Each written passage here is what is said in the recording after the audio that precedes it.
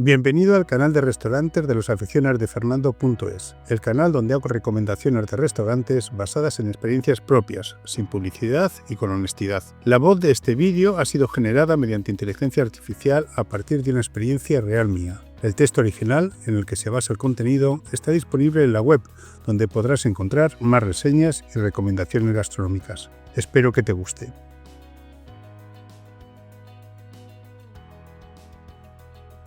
Vamos a sumergirnos de lleno en la experiencia del restaurante Cachito. ¿Que si tienen el mejor arroz? Bueno, vamos a desgranarlo paso a paso, nunca mejor dicho. A ver, poneros en situación. Estamos hablando de una casa de las de toda la vida, un local con un alma espectacular donde dos hermanas llevan ahora mismo el timón. Y ojo al dato, porque representan la cuarta generación de una auténtica saga hostelera. O sea, saben muy bien lo que hacen. Y no vienen de farol, ¿eh? Tienen unas credenciales tan brutales como el premio Plato a la mejor arrocería en 2017 y, cuidado, el galardón a la mejor paella del mundo en 2021. Y es que el espacio en sí refleja a la perfección toda esa herencia. Tiene una decoración súper clásica que te cuenta la increíble historia del lugar, pero han sabido adaptar sus salones maravillosamente a los nuevos tiempos, con todas las comodidades que buscamos hoy en día.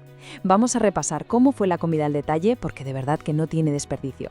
Sección 1. Arrancando el festival. Como sabíamos que el plato principal iba a ser tela de contundente, decidimos, con muy buen criterio, pedir unos entrantes al centro para calentar motores. Hubo un poco de todo y ya sabéis que aquí siempre contamos la verdad absoluta. Para empezar, pedimos un calamar fresco a la plancha. Estaba súper correcto, en su punto exacto y con una presentación limpísima. Cumplió con creces. Pero luego llegó el debate de la mesa, la ensaladilla. A ver, era súper original, llevaba unos encurtidos que le daban un toque diferente y venía coronada con huevo, que es un formato que se lleva muchísimo ahora. Pero, siendo totalmente honesta, a mí no terminó de conquistarme. Es uno de esos platos que yo personalmente no repetiría. Ahora, atención a la berenjena asada con pesto y almendra. ¡Qué auténtica locura de plato, por favor! Un entrante soberbio, de verdad. Me encantó. El juego de texturas que consiguen y ese toque súper crujiente y profundo de los frutos secos. Era para llorar de emoción. Una genialidad.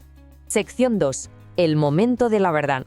Después de ese magistral calentamiento, llegó el clímax absoluto, la razón por la que habíamos peregrinado hasta allí, el famosísimo arroz de conejo y caracoles. No decepcionó absolutamente nada, fue un sobresaliente en toda regla.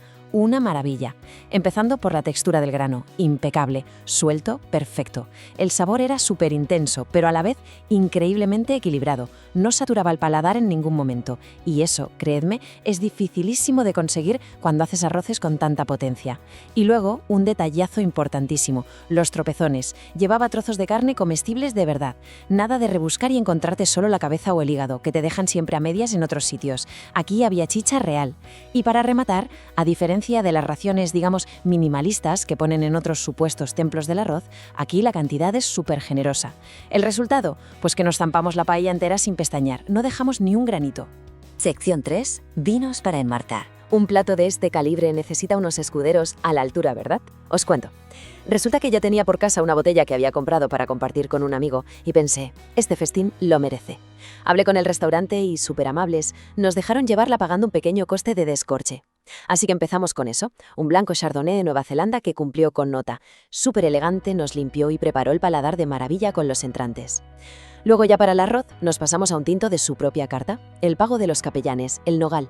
Fantástico. Acompañó de grandísima maravilla esa potencia del arroz. Y lo mejor es que en ningún momento tapó el sabor de la comida, sino que hicieron un tándem espectacular. Y así a lo tonto llegamos al remate dulce, que lo pedimos más por pura gula que por hambre real.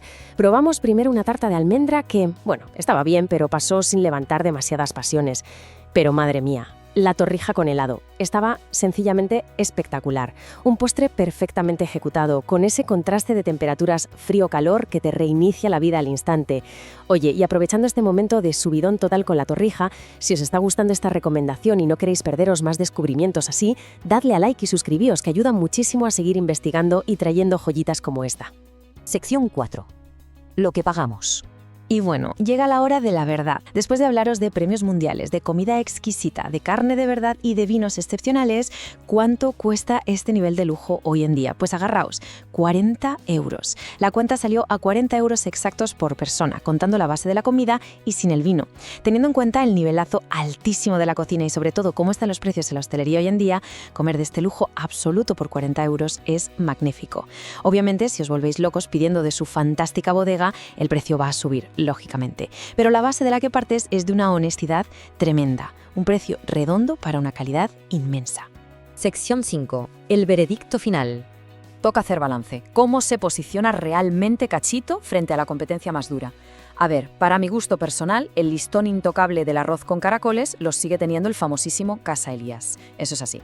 Pero ojo, Cachito se postula como un rival súper serio. Y no solo porque su arroz sea un espectáculo total, sino por otra razón aplastante: el bolsillo. Mientras que en Casa Elías es facilísimo que la cuenta se te dispare a los 80 euros por persona, en Cachito comes de auténtica maravilla por unos 50 euros, o incluso menos. Así que, cerrando ya este súper descubrimiento, la pregunta cae por su propio peso.